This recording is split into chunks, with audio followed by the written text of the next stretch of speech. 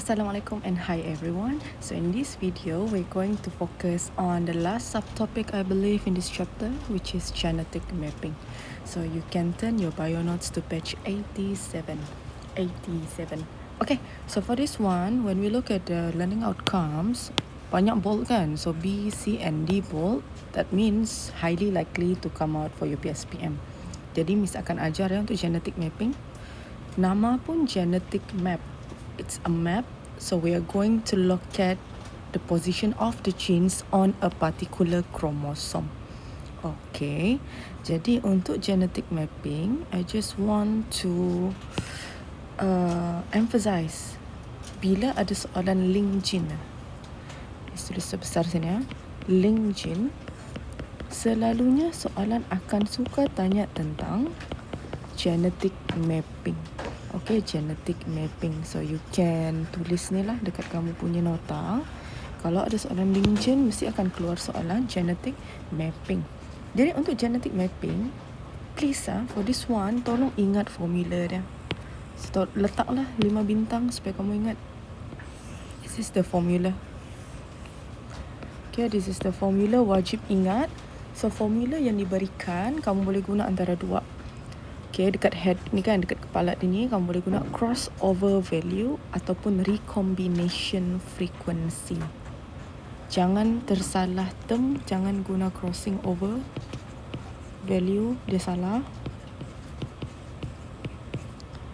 Recombinant frequency kamu selalu tersalah. Dia kena recombination yang digabungkan. Okay, so dua ni salah, kita nak dan nanti formula, nanti Miss bagi tunjuk contoh. Kita akan bahagi total number of recombinant offspring bahagi dengan total semua. Darab dengan 100. Jangan darab dengan 100%. Ini pun salah. Boleh? So ada 3 kesalahan yang kamu selalu buat untuk formula dan selalunya kita kurang 1 markah lah. So crossing over salah, recombinant salah, 100% pun salah. This is the only formula that you have to remember. Okay, dan in the end kamu kena tulis unit. Better guna map unit lah. The unit, please use map unit. Ada lagi unit lain tapi kita tidak recommend. Jadi kita tengok this one, muka surat 88. This is link gene kan? This is link gene question. Usually, kalau kamu mau tahu dia link gene ataupun dihybrid, kamu akan nampak daripada ratio. In this ratio, you can clearly see this is not 1 to 1 to 1. Okay, this is not 1 kepada 1 kepada 1 kepada 1.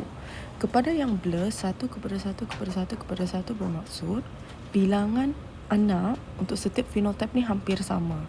Contoh, Miss bagi 28, 29, 30, 31. So rationya hampir sama kan? Bila hampir sama, this is dihybrid.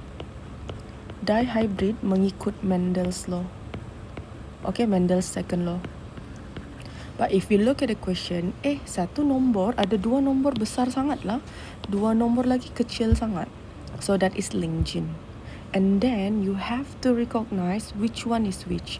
Satu ada parental, satu untuk recombinant. Macam mana mau ingat? Parent kan, ibu bapa. Ibu bapa biasanya lagi besar dari kita. So bilangan untuk parental akan lebih besar berbanding recombinant. Parent arti, parent lah, parents, ibu bapa. Offspring artinya anak, kepada yang tidak tahu. Offspring adalah anak. Okay, jadi kita cuba buat soalan ni. Kita akan ambil formula, wajib tulis formula untuk soalan genetic mapping. Crossover value ataupun recombination frequency sama dengan total number of recombinant offspring bahagi dengan total number of offspring darab dengan 100. Nampak? Recombinant.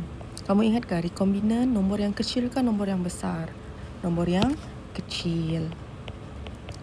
So ambil mana yang recombinant, which is dekat sini 44 tambah 48. So masukkan dalam formula bahagi dengan total anak darab dengan 100. Okay, selepas itu kamu akan dapat 16%. Tapi tidak boleh stop di sini. Ini cuma frekuensi. You have to convert it to map, okay, the distance between genes. So what you can do is, wajib tulis juga distance between genes adalah, ambil dari sini. Ini actually nanti kamu check balik, Miss belum sempat check. So dekat sini 16.14. So over here you have to put 16.14% lah. Boleh? So inilah distance between genes. Macam ni je. Okay. So I want you to try to do question B. I will make a new video for this one. Okay. So if you have any question about genetic mapping, let me know. But let's recall. You have to remember the formula.